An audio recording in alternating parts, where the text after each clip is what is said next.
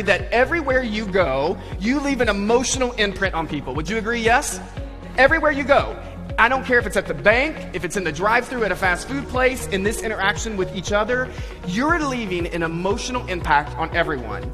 And the danger happens when we either are not aware of what it is, or more importantly, when we don't care. And what's gonna happen when your ego gets involved, and by the way, we all have it. So if any of you are sitting right now in this seat and you're like, well, this part don't apply to me, you're the one I worry about, okay? So we all have it, I have it, you have it, and I'm gonna show you how it shows up. Someone says yes, what are they telling you?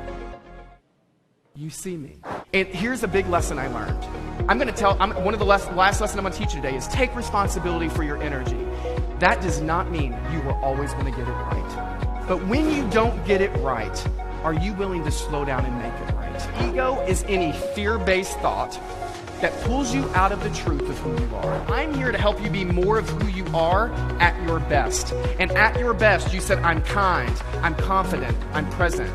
Well, then let's talk about what your body language has to look like to be able to support that. My pastor one time said this, he goes, you can't meet people where they are when you think you're above them. You cannot meet people where they are when you think you're above them. You know those people in life you just don't like, or there's something about them that rubs you the wrong way?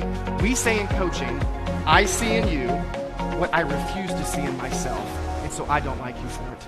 It must be really hard to, work 50, 60 hours a week and feel like you're trying to support a family and try to be there for them, but you're at work, and when you're at work, you're thinking about your family, and your family thinking about your work, and it just feels like you're being torn in two different directions, and you're not the leader you want to be, and sometimes you don't feel like you're the mom you want to be, and you want to be that person. To be a great leader of others, you got to first be a great leader of yourself. And I coach executives in Fortune 500 organizations who are leading huge teams and organizations when they cannot even lead themselves. Every scenario, there's a lot that I've coached, and here's the thing that I've learned.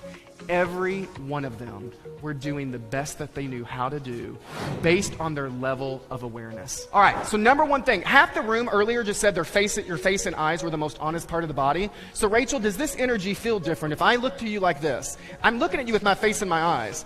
Does that energy feel different than if I turn to you and I talk to you like this? It feels completely different. Drowning quietly in your marriage, in the way that you parent, or the way that you lead or show up at work, drowning quietly is a choice. And sometimes we don't ask for help until we really need it. You will change the way you communicate in every part of your life if you just did that. Is the way that I show up with my body language and my presence, does it make people feel seen?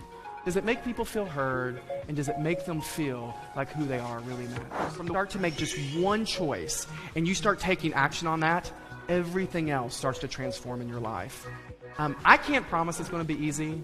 I think life sucker punches us a lot. Things happen that suck and that aren't easy. I would tell all of you, hang on in those times, because even through the yuckiness, life gets amazing.